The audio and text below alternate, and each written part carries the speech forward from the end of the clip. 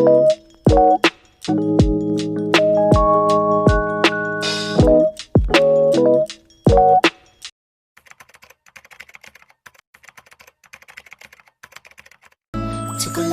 달콤해 달콤해 달콤해 오렌지는 상큼해 상큼해 상큼해. Magiging daan papasok sa property. Ang from Barangay Road is 100 meters. From Barangay Road, ang lawak po ng kalsada is 4 meters. Ayan. Wala pong magiging problema ang bibili kasi may usap na po ang seller. Yun po. Thank you. Hello po. Andito po tayo ngayon sa property. Another property po itong papakita natin. Ang sukat po nito is more or less 1.9 has. Kulang-kulang 2 hektarya po. Makikita naman po natin sa property na siya ay maraming tanim. Ayan, marami pong daranghita, may puno ng nyog. Ayan po, may mga tanim ng puno ng nyog, may rambutan, may mga lansones. Ayan, ito po kapantayan. Kaya, ayan, napakaganda po nito at napakamura pa. Ito po is sa Magdalena.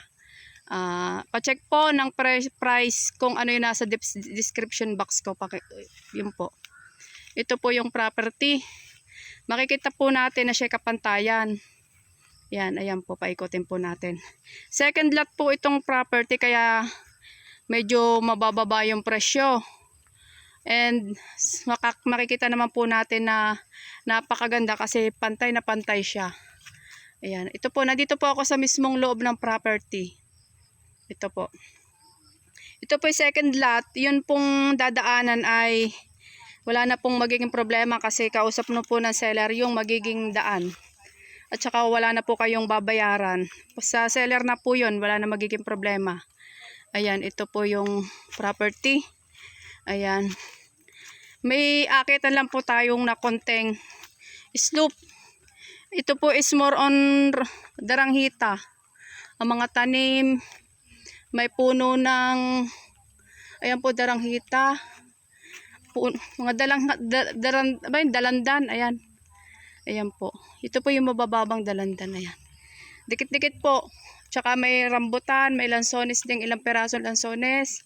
And then mga puno ng nyog. Ayan, nandito po ako sa mismong loob ng property. Ito po is matured glowa. Ayan. Ayan, paikutin ko po ang mismong camera para makita po natin. Napakaganda po nito at napakamura. Akyat po ako doon sa mismong taas para makita po natin. Ayan.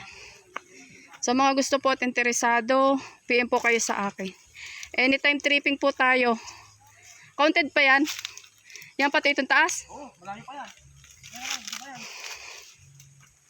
Ito po, counted pa. Napakaganda po dito sa taas lalo kasi dikit-dikit ang tanim. Daming mga rambutan. Ayan. Puno ng nyog. Rambutan. Pagod na. Ayan. May mga buko. Ayan. Ito pa po. Ano po ito? Malawak po ito. Isay kulang-kulang 2 hektarya. 1.9. Meron pa nangain ng buko. Ayan.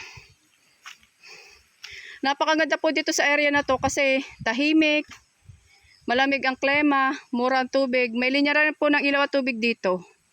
Ayan po. Sa mga gusto po at interesado, PM po kayo sa akin. Thank you!